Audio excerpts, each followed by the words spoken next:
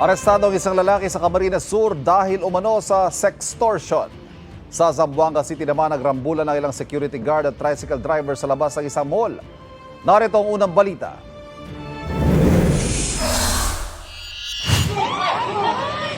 Huli ang suntukan ng dalawang lalaki na yan sa labas ng isang mall sa Zamboanga City.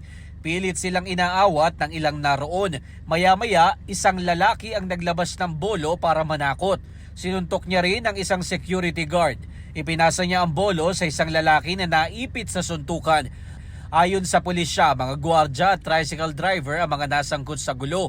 Posibleng ugat daw ng gulo ang pagparada ng mga tricycle sa labas ng mall. Ikinabahala naman ito ng LGU kaya ipatatawag ang mga leader ng Tricycle Association kaugnay sa gulo.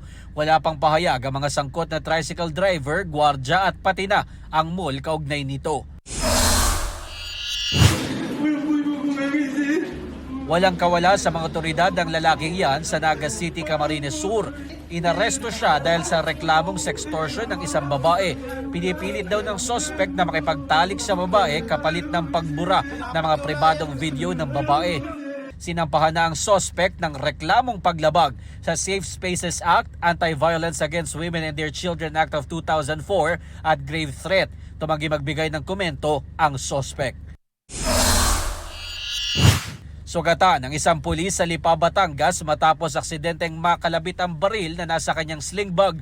Tumama sa kanyang kaliwang dibdib ang bala. Ayon sa pulisya, may pinupulot na isa pang bagang pulis nang mangyari ang insidente.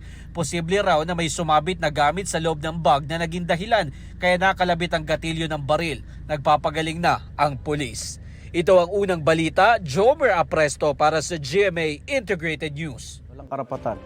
Kapuso, para laging una ka sa mga balita, bisitahin at mag-subscribe sa GMA Integrated News sa YouTube. Sa mga kapuso abroad, samahan nyo kami sa GMA Pinoy TV at sa www.gmanews.tv.